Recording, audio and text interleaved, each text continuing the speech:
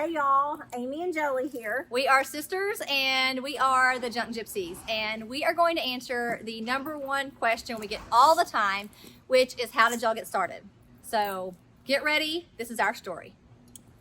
So Jolie and I grew up in a self-employed family. Our mom and dad owned restaurants, and so basically we grew up our whole lives working together.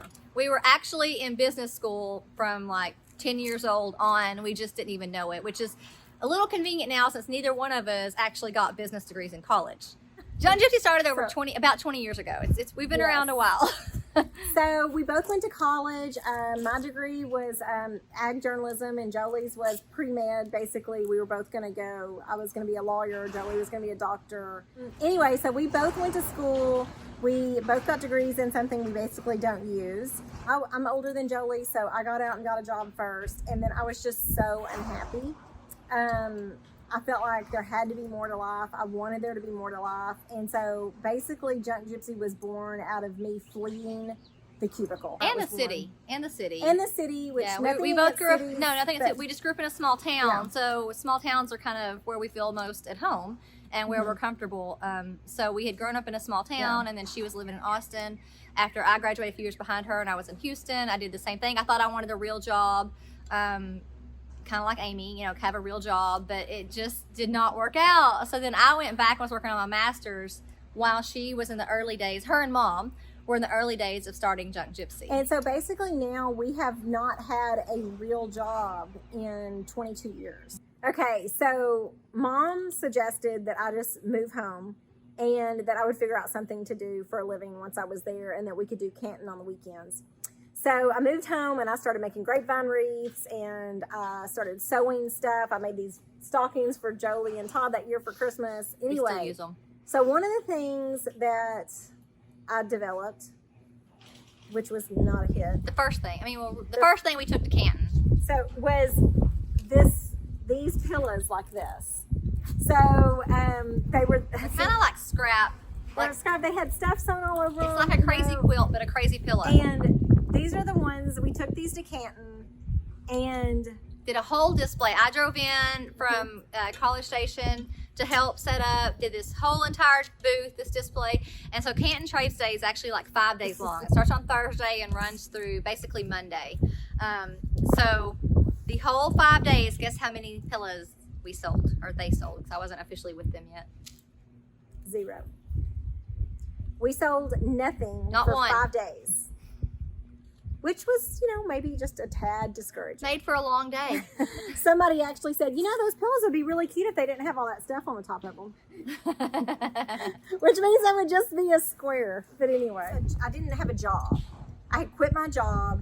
So this wasn't a hobby at this point. It was do or die. There was no backup plan.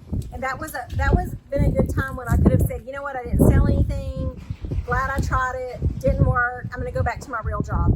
But I didn't have a real job anymore, so I was forced to move forward, which I still to this day always think that was one of the greatest things that ever happened, was having not had a fallback plan. Basically, because they didn't sell one single thing at their first show, it was actually nothing. Not one single thing. Nada. But that was actually, they did discover something. I mean, they could have just stopped right there.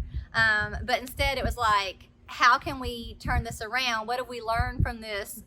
What seems to be a failure? And what we learned was that everybody wanted our old furniture. Everybody wanted the old pieces of display, the display pieces. What we consider display, everybody wanted to buy.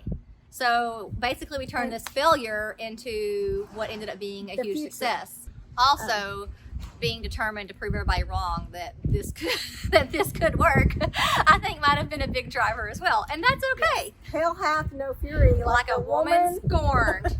Like a woman who's told she can't do something.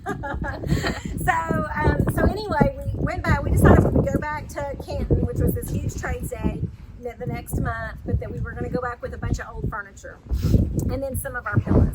But anyway, so we basically started doing like thrift stores and big trash day, picking up everybody's trash. We were dumpster diving in the local town. We were doing estate sales and auctions, and we basically just got as cheapest things we could.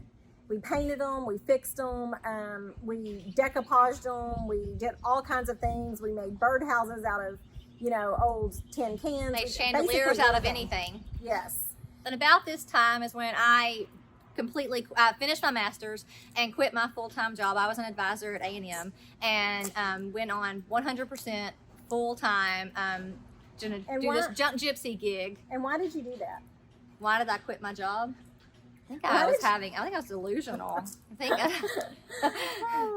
And so we went back with a bunch of old stuff and we sold out that next time. Because we grew up working together, our family is more like a team than anything else. We've always been on each other's, we've always had a common goal. And so when we were kids, our common goal was the success of our parents' restaurant. And so I think we're better together. And so I think a big part of us all feeling like we needed to be back together and that together we could conquer mountains. And so, of course, I was begging Jolie to come to work with us.